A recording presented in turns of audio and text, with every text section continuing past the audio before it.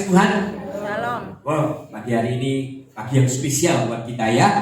Bapak Ibu, saya akan kasih tahu ada satu kesalahan besar yang sering dilakukan oleh umat pilihan Tuhan, adalah ketika dia tidak menyadari bahwa dia sesungguhnya adalah umat pilihan Tuhan. Tuntunan Tuhan, mungkin penyertaan Tuhan, mujizat Tuhan, ya.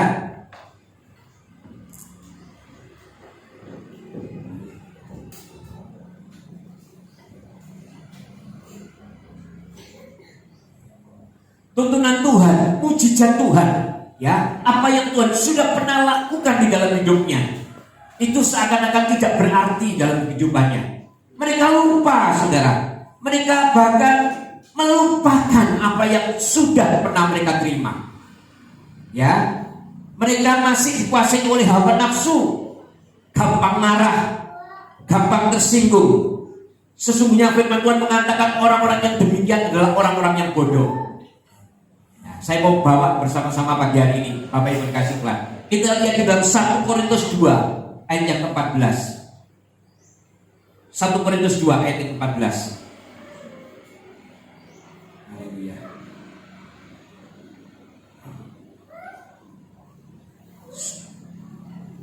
Saya akan bacakan firman Tuhan ini. Tetapi manusia duniawi tidak menerima apa yang berasal dari Roh Allah, karena hal itu baginya adalah satu kebodohan, dan ia tidak dapat memahaminya, sebab hal itu hanya dapat dinilai secara rohani. Bapak Ibu kasih Tuhan, saudara perhatikan perbedaan yang sangat besar, yaitu tentang keinginan Allah dan keinginan dunia yang semakin hari kalau kita lihat tidak akan pernah ketemu dan saling bertentangan, tidak ada kecocokan, bahkan saya katakan saling bertolak belakang, saling menghalangi, ya.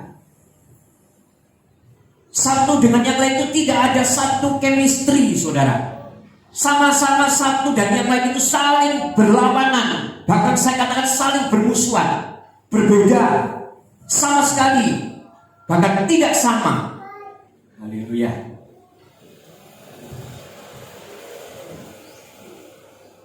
Ya, keinginan dunia ini selalu, saudara, memanfaatkan, menggunakan, ya, kalau saya katakan menggunakan logika kita, menggunakan daging kita, perasaan kita, yang ujung-ujungnya itu merusak atau menghancurkan kita. Ini keinginan daging yang selalu bertentangan dengan keinginan rohani kita. Contohnya saya mau katakan, ketika kita disakiti orang, dunia ini membawa kita ke logika. Logikanya kalau disakiti, ya harus balas. Dia sudah kita kasih kesabaran, tetapi masih menyakiti kita, maka aku harus balas. Ini logikanya. Dan kedagingan kita merasa sakit. Kita dibawa ke situ, saudara. Kita merasa sakit, dan ujung-ujungnya karena kesakitan kita menganggap logika kita main lagi. Ya wajar kalau aku balas, wajar kalau aku balas. Perasaan kita ini seolah-olah mengatakan iya, gak apa-apa aku balas. Ini adalah manusia duniawi, ya. Nah, saudara, kalau diikuti terus, saya katakan pasti akan dibawa ujung-ujungnya kepada satu pertempuran, satu perdebatan, satu permusuhan, yang ujung-ujungnya juga pasti tidak ada kedamaian. Dan saya mau katakan semuanya pasti rusak. Ya, saudara bisa perhatikan ya, beberapa hal kalau kita lihat adanya pertentangan atau permusuhan di dunia ini. Ketika satu negara dengan negara yang lain mengadakan permusuhan, itu pasti tidak ada kedamaian. Adanya cuma kehancuran, adanya cuma kerusakan di mana-mana. Nah, ini duniawi, saudara. Nah, kita lihat sekarang, saudara, di dalam Roma 8 ayat yang ke-6. Roma 8 ayat yang ke-6, demikian firman Tuhan. Karena keinginan daging adalah maut, tetapi keinginan roh adalah hidup dan damai sejahtera. Saudara bisa perhatikan ayat ini. Begitu kontrasnya antara keinginan daging dan keinginan roh. Kita tahu bahwa keinginan daging, bahkan dikatakan di dalam ayat ini, ujung-ujungnya adalah maut. Nah, saudara, mari di tempat ini kita semua mau belajar. Bagi setiap kita yang dikuasai daging, yang seolah-olah menganggap semuanya itu benar, semuanya itu logika. Karena ini tadi saya katakan dibawa kita oleh keinginan daging. Untuk supaya kita bisa berpikir secara logika. Kita dibawa, logikanya kamu harusnya ketika disakiti, ya balas. Ketika engkau disakiti, dagingmu sakit, logikamu kamu goda terus, balas. Ini adalah keinginan daging. Dan kita tahu di dalam Roma 8 ayat 6, Paulus mengatakan bahwa sesungguhnya keinginan daging ini adalah ujung-ujungnya maut. Tidak ada kedamaian, tidak ada ketentraman, ya, tidak ada ketentraman, ya, saudara. Dan saya mau katakan sekali lagi, keinginan daging atau keinginan dunia ini selalu memanfaatkan, menggunakan logika, menggunakan perasaan kita, dan ujung-ujungnya pasti merusak. Ya, memang itu tujuan utamanya dari keinginan daging. Itu tujuan utama yang diinginkan oleh manusia daging atau manusia yang hidupnya menjadi manusia yang mengandalkan keinginan daging. Jadi ini saya mau katakan kepada Bapak Ibu supaya kita bisa mengerti, ya, bahwa sesungguhnya kalau kita terus mengikuti maka semuanya akan menjadi rusak, ya, tidak ada kedamaian. Ya, kita lihat di dalam Roma 8 ayat yang ke-6 tadi. Nah, saudara, keinginan Tuhan sekarang kita mau pelajari.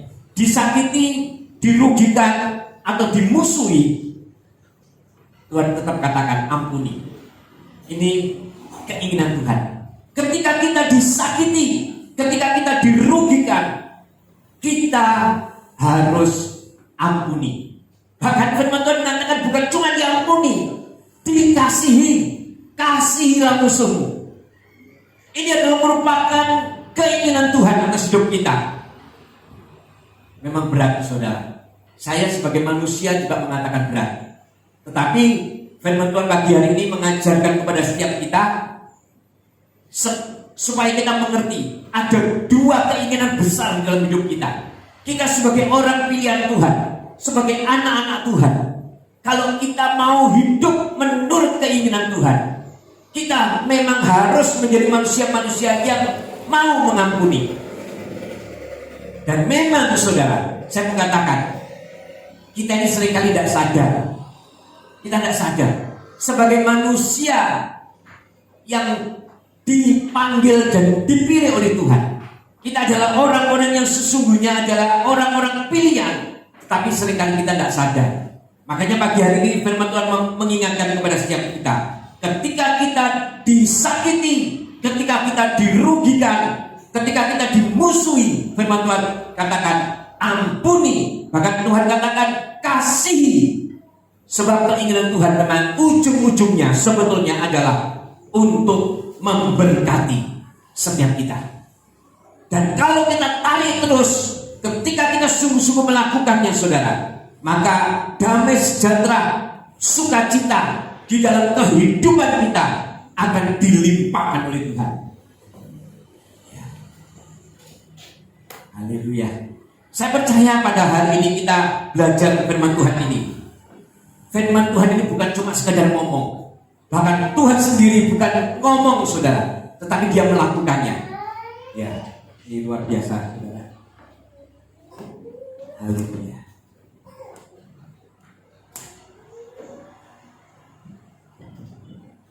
Haleluya. Ya, Tuhan memberikan contoh kepada setiap kita melalui karya salib. Dia buktikan kepada setiap kita bahwa sesungguhnya melalui saliblah dia menyatakan bahwa ketika dia dihina, disakiti, bahkan dia dianiaya, dia tetap mengasihi, dia tetap mau datang untuk melakukan keinginan Bapa. Dia menyerahkan hidupnya. Ya, memang sebetulnya ini menjadi satu kebodohan kalau dilihat orang. Kalau saudara disakiti orang, kalau saudara dimungsuhi orang, ya, kalau saudara tidak balas, kalau saudara diam, bahkan saudara mengampuni, bahkan saudara mengasihi, apakah orang lain mengatakan bodoh? Pasti akan mengatakan bodoh, karena ini memang firman Tuhan, saudara. Ketika kita melakukan apa yang menjadi keinginan Tuhan, dunia pasti mengatakan itu satu kebodohan. Ya, kita lihat dalam 1 Petrus 1 ayat 14. 1 Petrus 1 ayat yang ke-14, demikian firman Tuhan. Ya, hiduplah sebagai anak-anak yang taat dan jangan turuti hawa nafsu yang menguasai kamu pada waktu kebodohan. Sesungguhnya orang yang dikuasai oleh hawa nafsu, yang punya emosi, yang punya nafsu yang luar biasa untuk melakukan sesuatu yang mungkin tidak menyenangkan hati Tuhan. Itu kalau firman Tuhan katakan, kita ini adalah orang-orang yang dikuasai oleh nafsu.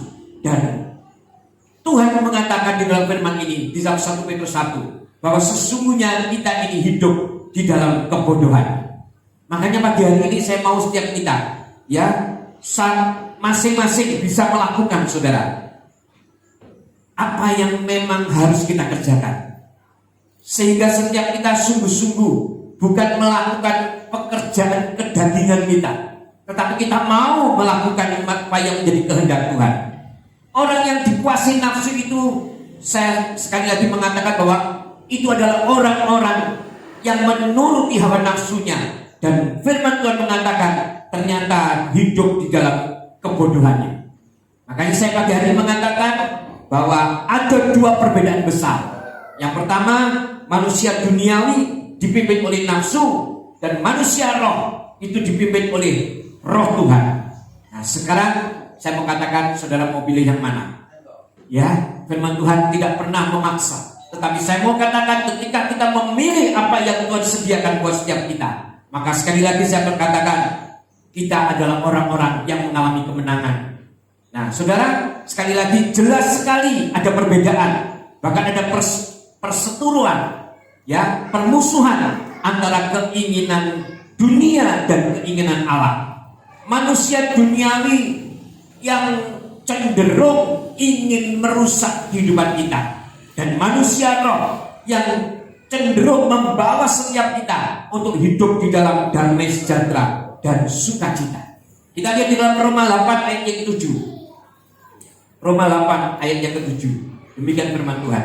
Sebab keinginan daging adalah perseteruan terhadap Allah, karena ia tidak takluk kepada hukum Allah. Hal ini memang tidak mungkin baginya.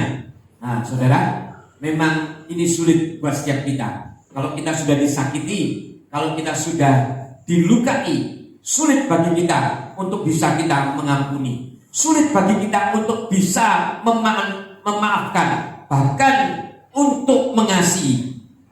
Di firman Tuhan di dalam Roma 8 dan 17 ini bahkan mengatakan ada pertentangan yang besar dan nyata, yang artinya tidak selaras antara keinginan daging dan keinginan Tuhan. Jelas umat pilihan Allah harus mengikuti keinginan Allah. Oleh sebab itu, saya mau katakan kepada Bapak Ibu pagi hari ini, mari kita sadar, kita mengerti bahwa diri kita adalah umat pilihan Allah, yang artinya kita adalah umat-umat yang mengikuti keinginan Allah, ya, yang mengikuti keinginan daripada Allah yang kita sembah. Nah, saudara, caranya bagaimana? Kita lihat, saudara, ya, ada dua hal mendasar yang bisa dilihat, yang dilakukan sebagai umat pilihan.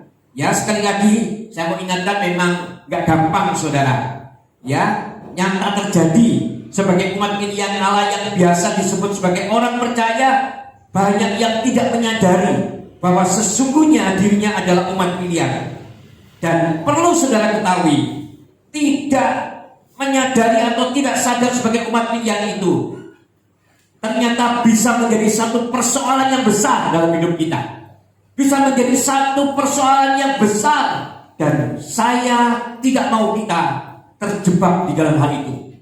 Saya mau pagi hari ini ya kita mau lihat di dalam Filipi, di dalam Kolose 3 ayat 17. Ini merupakan tuntunan buat setiap kita, apa yang harus kita kerjakan, saudara, sebagai umat pilihan, supaya kita ini tidak lupa bagaimana status kita sesungguhnya. Ya, Kolose 3 ayat yang ke-17, demikian firman Tuhan. Dan segala sesuatu yang kamu lakukan dengan perkataan atau perbuatan, lakukanlah semuanya itu dalam nama Tuhan Yesus, sambil mengucap syukur oleh Dia kepada Allah Bapa kita. Nah, puji Tuhan saudara, firman Tuhan di dalam Kolose 3 ayat 17 ini mengatakan bahwa segala sesuatu yang kita lakukan dan perkatakan atau kita perbuat, firman Tuhan ajarkan, lakukanlah semuanya itu dalam nama Tuhan Yesus, yang artinya semuanya harus dilakukan dalam nama Tuhan Yesus.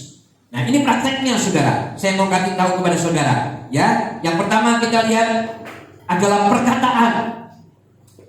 Perkataan kita seharusnya kita lakukan di dalam nama Tuhan Yesus. Di dalam Kolose 3 ayat 17 mengajarkan kepada setiap kita, yang artinya setiap kita harus selalu berhati-hati dan selalu menjaga setiap perkataan kita. Kita tidak mau menjadi orang yang sembrono di dalam berkata-kata. Kita akan menjaga mulut kita ini, sebab apa yang kita akan lakukan atau yang kita perkatakan itu semuanya harus di dalam nama Tuhan Yesus. Yang artinya perkataan kita, setiap kata-kata yang keluar dari mulut kita harus kita pertanggungjawabkan. Ada pertanggungan jawab yang harus kita lakukan di hari saat kita menghadapi penghakiman kelak. Oleh sebab itu hati-hati dengan apa yang kita ucapkan, saudara. Paulus dalam Kolose 3 ayat 17 ini mengingatkan kepada setiap kita, perkataan kita ini haruslah sungguh-sungguh kita jaga dengan serius, sebab ada pertanggungan jawab atas hidup kita. Nah, kita lihat juga Matius 12 ayat 36. Matius 12 ayat 36, demikian firman Tuhan.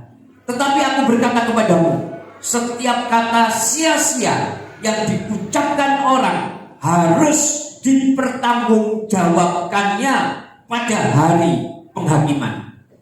Jadi saudara jangan anggap kata-kata yang kita ucapkan ini sekedar ngomong, tidak ada konsekuensinya apa-apa.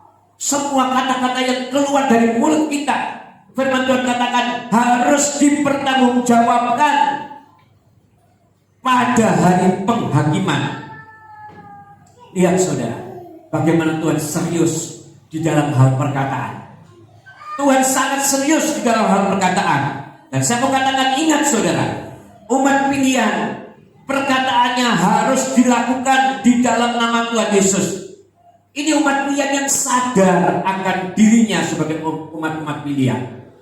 Dia akan memperkatakan semua perkataannya itu di dalam nama Tuhan Yesus. Ya, sebab dia tahu perkataannya ini ada kuasa. Oleh sebab itu hati-hati dengan perkataan saudara. Ya, oleh sebab itu perkataan-perkataan umpatan, perkataan-perkataan yang keluar dari mulut yang sia-sia, saya katakan buang jauh-jauh dari hidup kita. Mari kita jaga sungguh-sungguh mulut kita, perkataan kita, supaya jangan asal kita ngomong saudara. Supaya apa? Supaya apa yang kita kerjakan, apa yang kita lakukan, semuanya sungguh-sungguh menyenangkan hati Tuhan. Kita ingat betul diri kita ini adalah umat pilihan. Kita bukan sekedar umat yang biasa, tetapi kita ini adalah umat pilihan. Yang artinya kita harus sadar bahwa sesungguhnya apa yang kita kerjakan, apa yang kita ucapkan harus di dalam nama Tuhan Yesus. Yang artinya setiap kata-kata yang kotor, ungkapan-ungkapan, ya, umpatan-umpatan yang tidak baik, kita buang jauh-jauh dalam hidup kita. Kita lihat dalam Mazmur 71 ayat 8. Mazmur 71 ayat yang ke-8. Ya. Demikian firman Tuhan.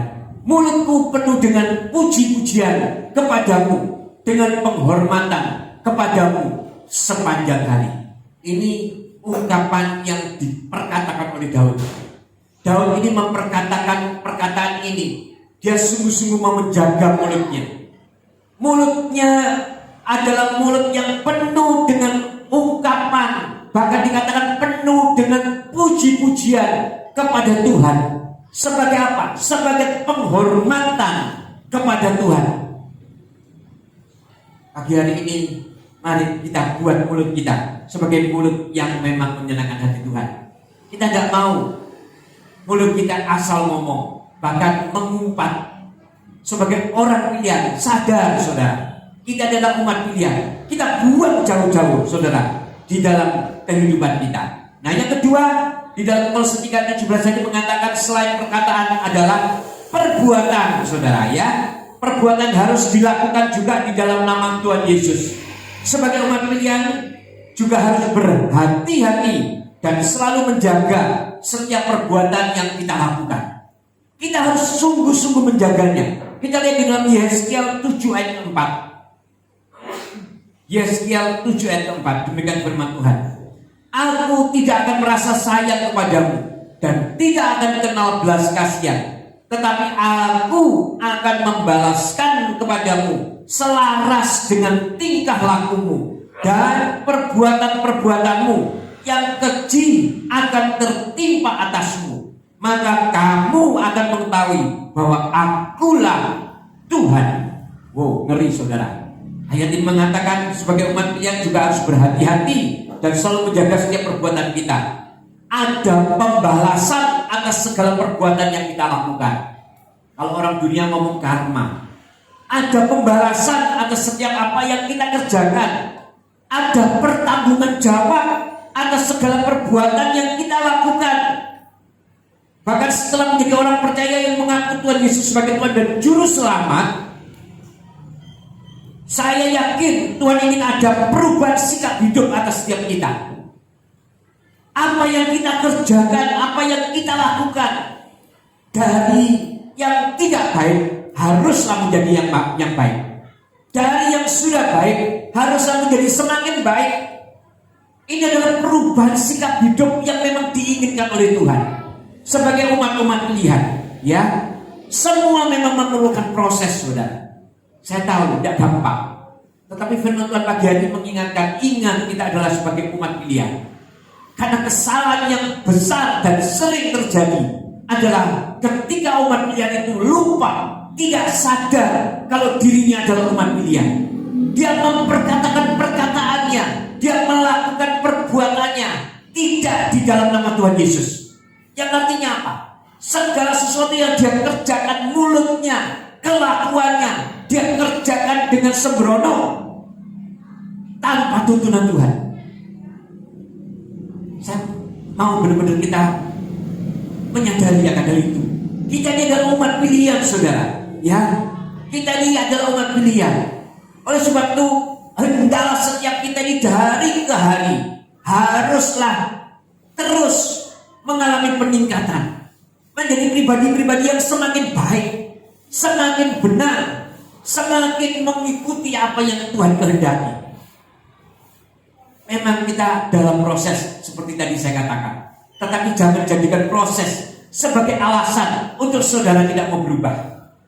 Kalau saudara tidak bisa berubah, mungkin yang biasa suka marah, saudara mengatakan, mungkin kalau ketika ditegur oleh orang, ya aku kan masih dalam proses.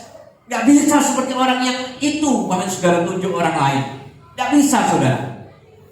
Haruslah apa yang saudara kerjakan, yang saudara sudah lakukan, proses yang terjadi dalam hidup kita harus sungguh-sungguh saudara jalani dan mengalami peningkatan. Ya, jangan sampai saudara menjadi pribadi yang lupa kalau sesungguhnya saudara adalah umat pilihan daripada Tuhan. Kita harus sadar. Nah, saudara, setelah belajar untuk benar-benar menjadi umat pilihan Allah yang sadar betul dirinya adalah umat pilihan Allah, kalau disakiti, kalau dikhianati, ya, hendaklah kita tetap mengampuni, bahkan memberkati. Nah saudara, mungkin ada beberapa hal yang saudara katakan, masa Pak, kalau aku disakiti, kalau aku dikhianati, aku diam saja. Saya mau kasih contoh dia dalam Alkitab, supaya saudara bisa mengerti sikap yang benar yang harus dilakukan. Ya, kita bisa lihat di dalam Kejadian 13 ayat yang ke-6. Nah, kita lihat ini kisah tentang Lot, ya, dan Abram. Ya, kita lihat sekarang, kita lihat. Tetapi negeri itu tidak cukup luas bagi mereka untuk diam bersama-sama, sebab harta milik mereka amat banyak sehingga mereka tidak dapat diam bersama-sama. Nah, ayat 7.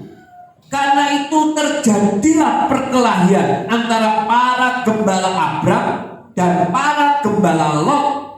Waktu itu orang Kanaan dan orang Feris diam di negeri itu. Ayat yang 8. Maka berkatalah Abram kepada Lot, janganlah kiranya ada perkelahian antara aku dan engkau, dan antara para gembalaku dan para gembalamu, sebab kita ini kerabat. Ayat 9. Bukankah seluruh negeri ini terbuka untuk engkau?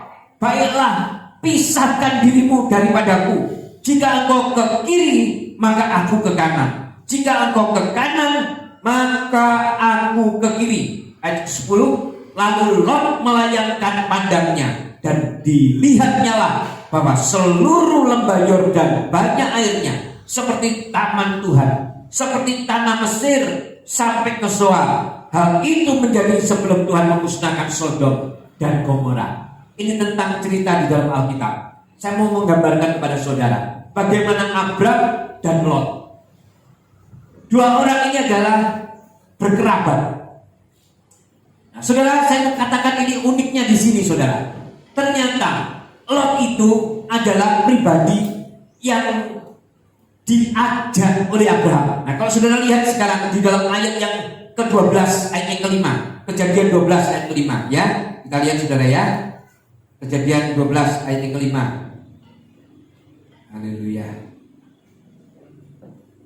Kejadian 12 ayat 5. Nah, saudara lihat, Abram membawa Sarah istrinya dan Lot anak saudaranya, dan segala harta benda yang didapat mereka dan orang-orang yang diperoleh mereka di Haran. Mereka berangkat ke tanah Kanaan lalu sampai ke situ. Sudah perhatikan, ternyata Abram ini yang mengajak Lot. Lot ini diajak oleh Abraham. Ya, pada waktu itu dia belum bernama Abraham, tapi diajak oleh Abram karena mendengar suara Tuhan.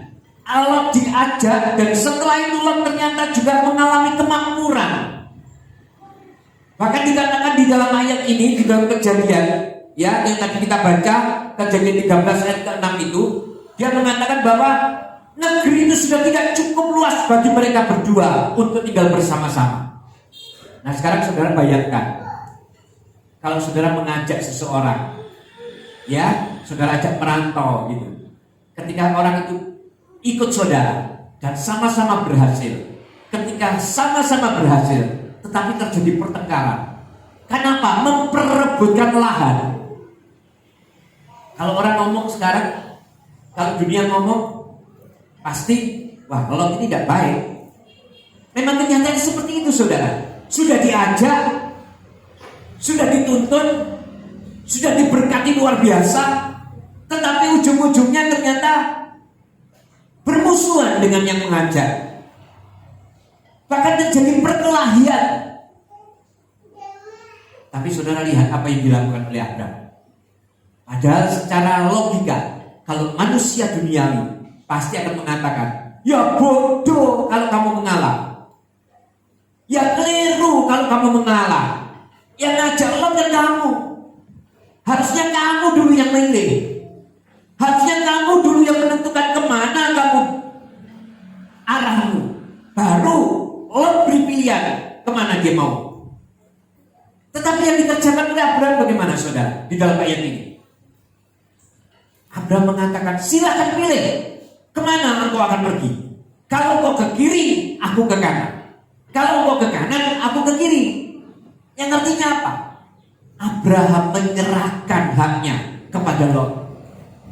Kalau kita lihat secara hitung-hitungan dunia dan sebagai manusia dunia, pasti ini tidak akan terjadi, saudara. Kita pasti akan memilih duluan. Abraham pasti akan memilih duluan. Tidak akan memberikan kesempatan sekecil pun kepada Lot. Karena Lot ini yang ngajak Abraham loh, saudara. Tetapi saudara lihat apa yang dilakukan Lot. Dia menyerahkan, saudara. Bahkan dia memberikan pilihan kepada Lot, kemana kamu pergi? Nah, Lot memilih. Dia lihat, oh, tanah yang dia pilih, ya, dia lihat begitu luar biasa tanah yang di lembah Yordan. Dilihat begitu luar biasa, banyak airnya, bahkan subur. Ini yang dipilih dulu.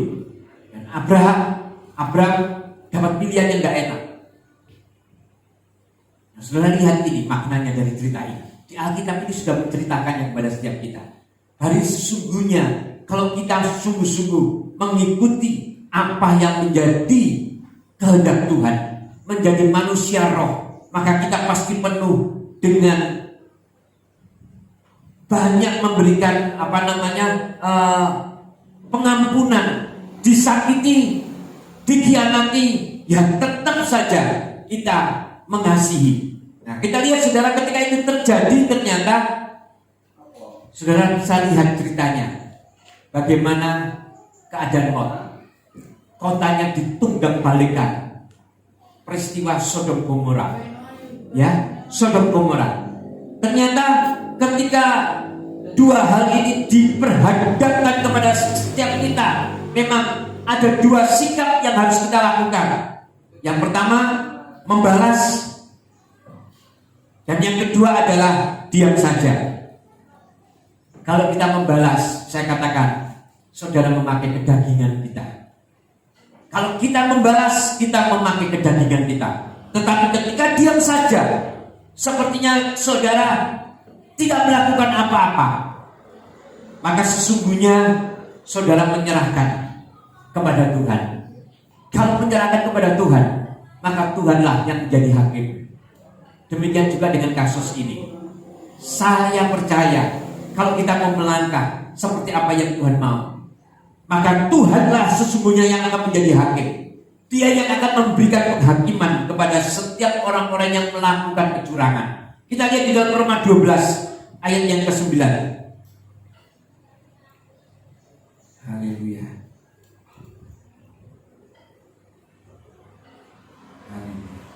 Roma 12 ayat yang ke-9.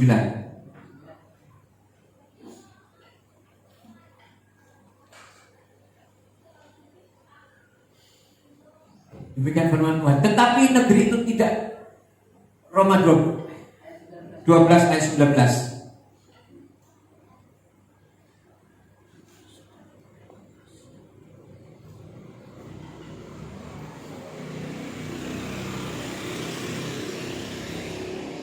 Ya, saudara-saudaraku yang kekasih, janganlah kamu sendiri menuntut pembalasan, tetapi berilah tempat kepada murka Allah. Sebab ada tertulis, pembalasan itu adalah hakku, akulah yang akan menuntut pembalasan. Firman Tuhan. Nah, saudara, ternyata yang menjadi hakim dan yang menuntut balas itu sesungguhnya adalah Tuhan kita sendiri. Makanya ketika kita disakiti, ketika kita dikhianati, firman Tuhan mengajarkan kepada setiap kita, kita tetap harus menjadi manusia-manusia yang sadar bahwa sesungguhnya kita ini adalah umat pilihan Allah. Umat pilihan Allah ketika disakiti, maka sesungguhnya yang akan turun tangan adalah Tuhan sendiri. Karena kita tahu ketika Tuhan melakukannya, ya, firman Tuhan bahkan dikatakan di dalam Roma 12:19 ini, Paulus dengan tegas mengatakan, Tuhan sendiri yang akan menuntut pembalasan. Berilah tempat kepada murka Allah. Sebab ada tertulis, pembalasan itu memang adalah hak daripada Tuhan. Mari Bapak Ibu yang dikasihi Tuhan, kita sama-sama belajar bahwa sesungguhnya kita ini adalah umat-umat ketebusan, orang-orang yang memang sudah dipanggil dan dipilih menjadi umat-umat pilihan, yang artinya setiap apapun yang kita kerjakan, apapun yang kita lakukan, yang kita perkatakan, sadar kalau kita ini adalah umat-umat pilihan. Jangan sembarangan, saudara.